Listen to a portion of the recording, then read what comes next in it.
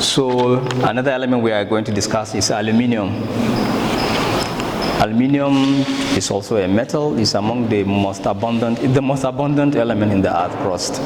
If you remember what I have said in my first lecture, in the earth crust, aluminium is the most abundant. It has the highest composition. It has a chemical symbol of Al, capital letter A and small letter L. It normally exists. It is also reactive, and because it is reactive, it naturally occurs as an O in a combined state. Aluminium occurs in an O called bauxite. This is the common O aluminium. Common. There are others, but this is the most common. It is named after a town or a village. I think it's a town in France. They call it Les Baux. Les Baux. You know, in French we don't mention the X. Les Baux. In 1821. That's why it is named bauxite. I mean, it is a product of from this town. It is what discovered there. The iron ore is bauxite, and bauxite is this.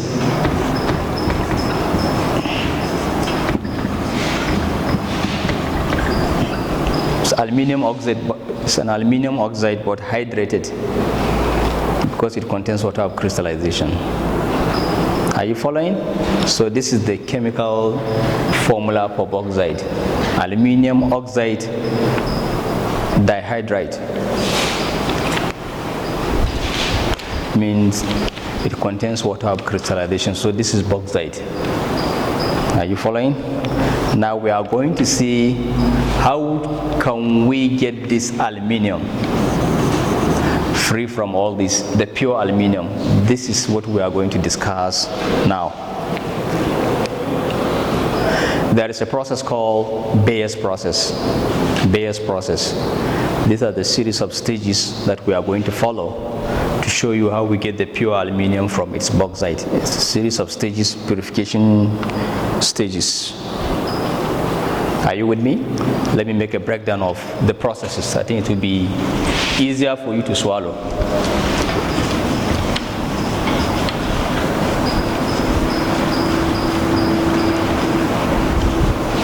First of all, the O. That is what we call pre-treatment of any O. Because by the time you dig into the O's, they normally appear as, some of them, they are large lumps. You'll be seeing they are just large lump of a rock. So for easier preparation, there is what we call pre-treatment, whereby you treat the O, you grind it, you crush it. You even use sieve to separate it, just to make sure the surface area has been increased, so it will be more user-friendly in the purification process. So after this pre-treatment process, you now treat the O. You now treat the bauxite with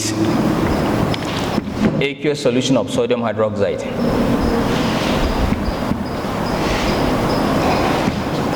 At high temperature.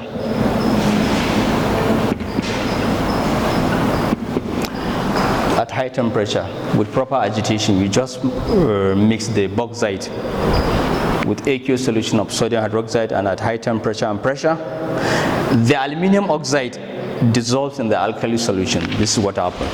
The bauxite, that is the aluminium oxide from it. I've told you the bauxite is this.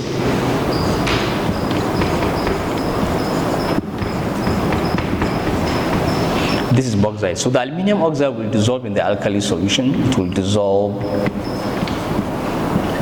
in the alkali, which is sodium hydroxide here, in the alkali solution. Are you following? Then it later recrystallizes. The aluminium oxide crystallizes. The aluminium oxide crystallizes.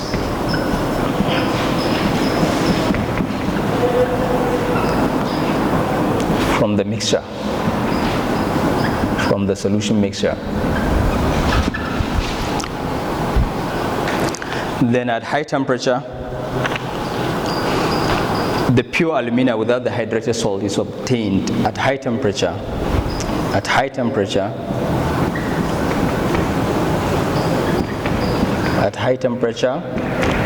only this is obtained. It's obtained. Aluminium oxide. Are you following? Then the smelting, there is what we call smelting and melting. Smelting is a situation whereby we normally bring in other substance together with your ore and then heat at a very high temperature. We normally use coke. No coke. Coke is a carbon-containing compound, carbon-rich compound. We'll talk about it, I think, later. Or maybe you have done it in your SS3 chemistry under carbon-based compounds. So we normally use coke in smelting process. Now you have your alumina, pure alumina. After crystallizing, it still contains some hydrated stuff. So here, at high temperature, after heating, you get your alumina, pure aluminium oxide. But we're looking for aluminium. So then the smelting happens. Let me see if I can write here, because I think the board. Can you read here if I write it here? Or I should go up? Should I squeeze and write it here? Then smelting. We call it smelting. At around 950. Come again? Smelting at 950 degrees Celsius with coke to get the pure aluminium. The pure aluminium. Smelting at 950 degrees Celsius to get the pure aluminium. Then further purity is carried out by electrolysis to get the pure aluminium. Are you following? So these are the fundamental stages of the Bayer's process. We call this one Bayer's process. Bayer's process. You get your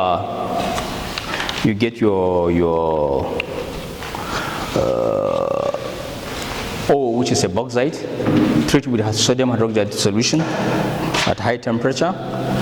The alumina will dissolve in the alkali, and then the unwanted materials will settle in the mixture, will settle in the solution at the bottom. Then later on, aluminium oxide crystallizes from the solution. Then at high temperature, by heating the already crystallized aluminium oxide, you get the pure aluminium oxide, whereby the hydrated portion is gone and other impurities. Then smelting, whereby we treat the oxide with coke at high temperature to get the pure aluminium. And electrolysis is also carried out to make sure your aluminium is quite pure. So these are the fundamental stages that we normally apply in extraction or purification of aluminium from its ore using Bayer's process. Shall I do it again? We treat the ore with sodium hydroxide solution at high temperature and pressure. The unwanted material will settle down. The alumina will dissolve in the alkali. Then later on, the aluminium oxide crystallizes from the solution. Then at higher temperature, you get your pure alumina, which is aluminium oxide. Then smelting process is applied, whereby a high temperature with coke are treated with the aluminium oxide to get your pure aluminium.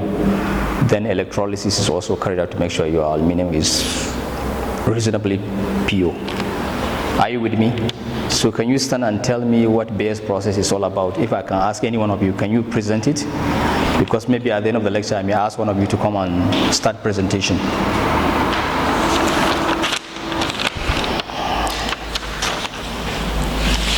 Are you with me?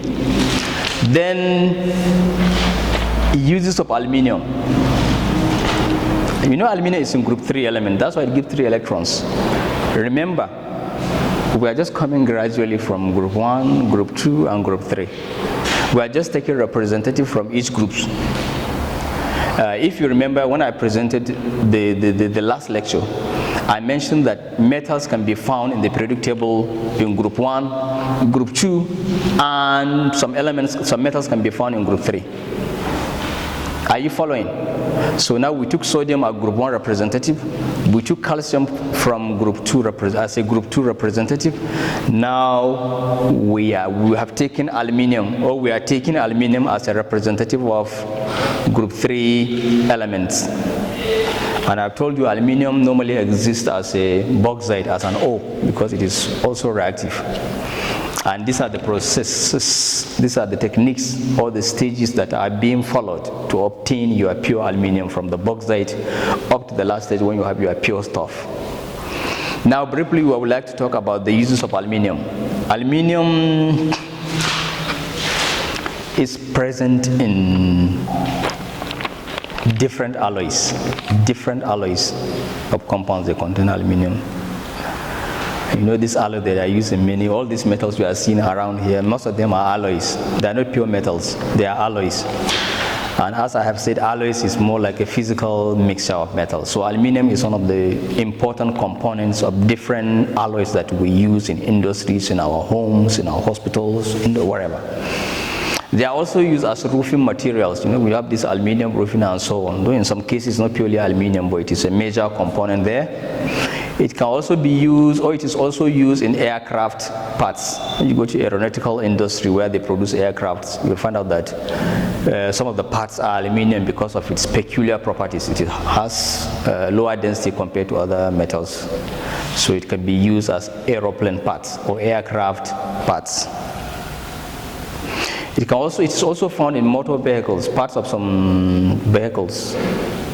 Motor parts like automobile, like our cars, our buses, our trucks, and so on. Some of their parts contain significant amount of aluminum. It depends on the part and the application it is to be used. We also use them in kitchen and household ways. When you look at your kitchen, fully kitted kitchen, fully stocked, well-equipped kitchen, you see some of the materials are aluminum made. So it has a versatile application. Aluminium is quite important.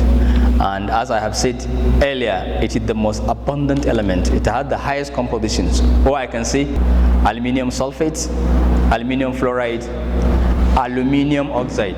So remember one, go? Are you following? These are the common compounds of aluminium. Should I write them some of the chemical compounds for you? So I believe you have all this in your head. Just try to make the bullet. You can discuss. Just once you get the points, you can discuss better. That's why I made them in this format. Are you with me? Okay.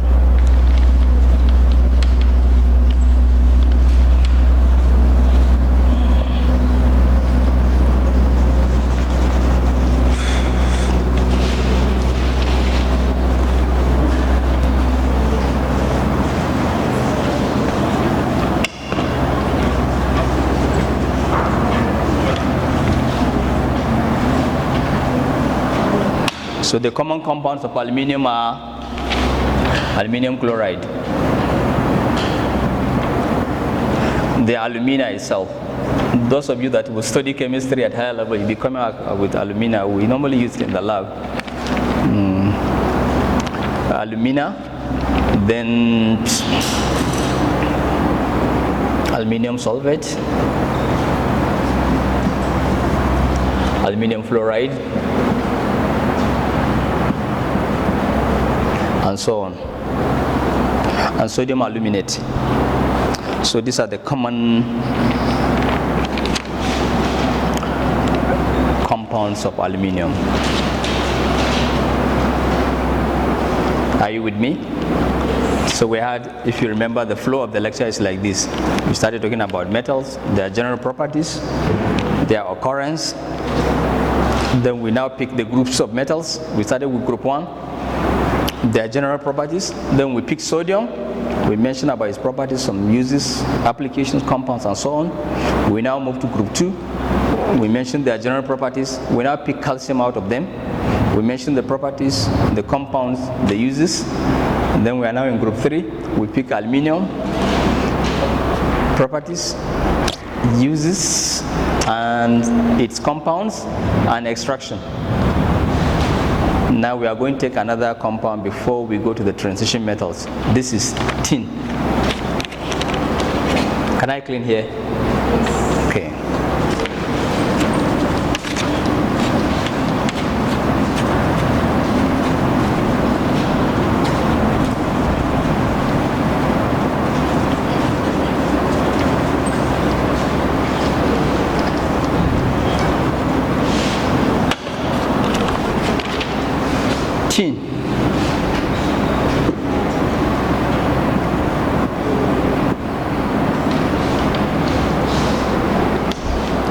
tin. It has a chemical symbol of Sn. It's also another metal. Sn, because it's a Latin name, eh? Stannum. It means stannum. Stannum, that's the Latin name. And the English name is tin. But it still bears the symbol of its original name. Are you following? Are you with me? The common alloys of tin is bronze. Common alloy of tin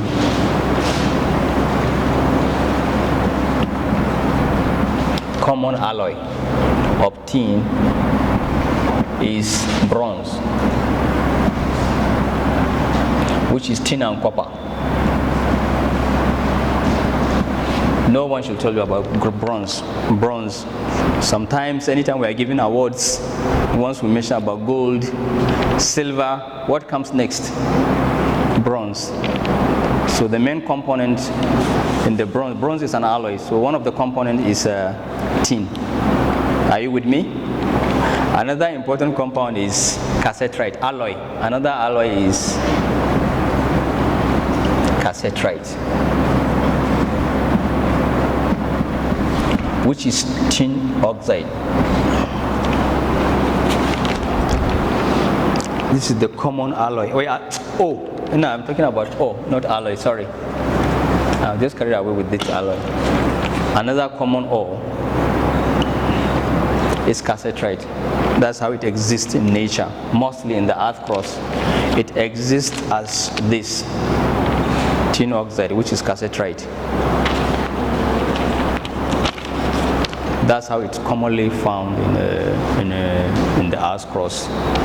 And Nigeria is blessed. Nigeria is one of the countries in the world with a high deposit of tin.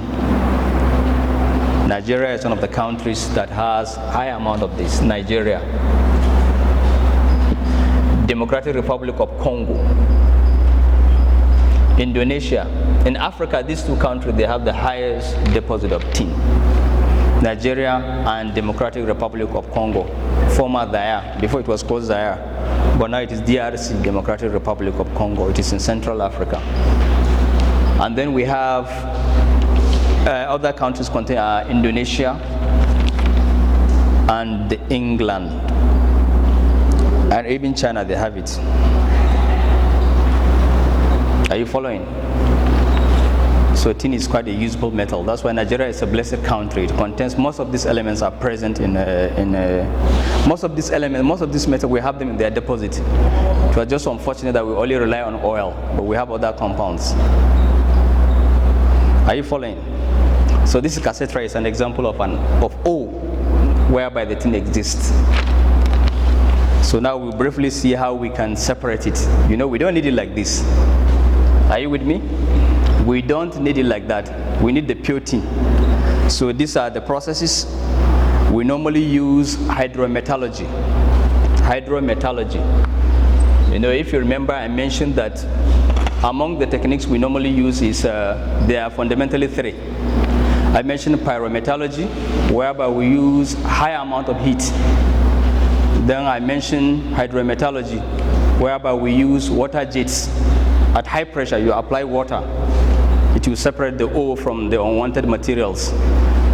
Are you with me? Then we have the electrometallurgy, whereby we use electrolysis, which we have been talking about. Sodium, calcium, I've told you all these techniques, they require electrometallurgy. You pass electricity into the salt, it will break it down into two. The cations will go to the cathode, they will gain electrons and they will become deposited.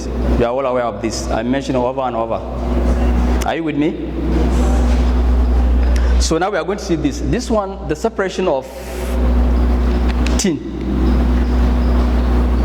from cassetrite or from the ore is hydrometallurgy. We use water jets at high temperature and pressure. Use water jets. When we say water jets, means you apply water at a very high pressure. So it will take care of the ore. Let me do it the way I have done with bauxite. Let me just make it into points. It will be easier for you to swallow.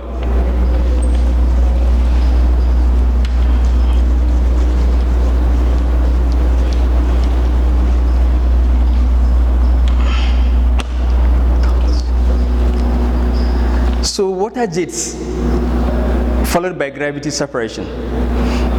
Okay, the O is denser than the unwanted materials. If to say you have it, oh, it's okay. So if you have, this is what normally happens, use your water jets. This is H2O at high pressure, and then you have your container containing the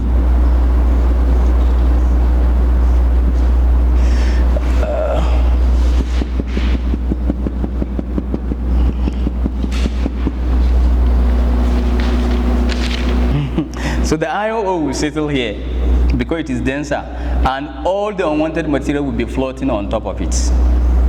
Because of the density of the ore, it will go down. That's why we normally use gravimetric separation. You can use decantation, you can use anything to separate it, because the denser portion in the mixture will go down and settle. Are you with me? So then after this dense melting of the ore at 1300 degrees Celsius, after obtaining this, you apply gravimetric technique, gravimetric separation.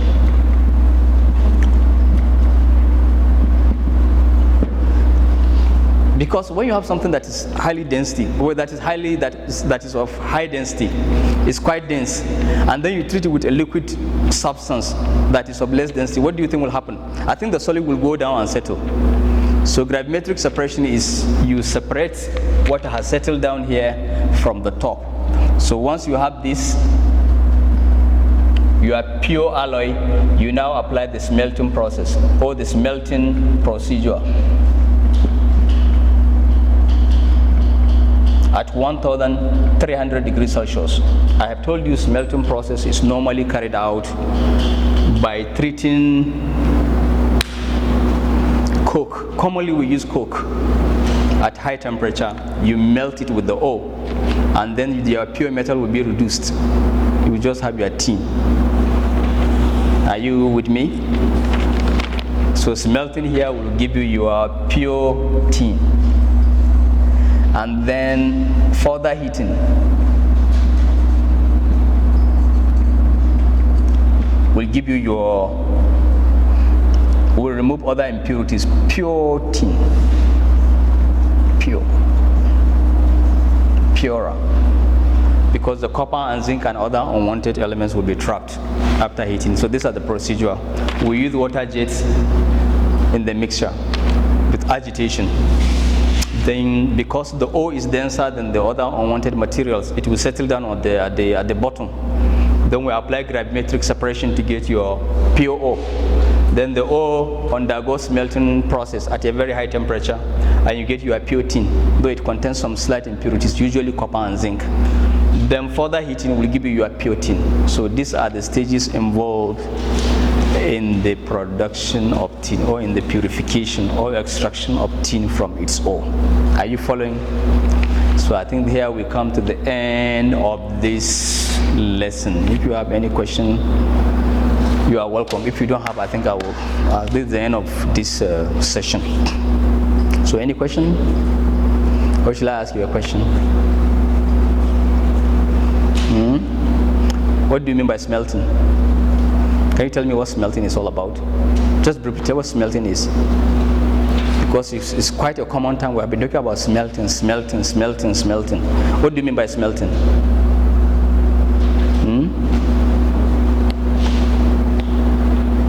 Smelting. Open up. Don't feel anything.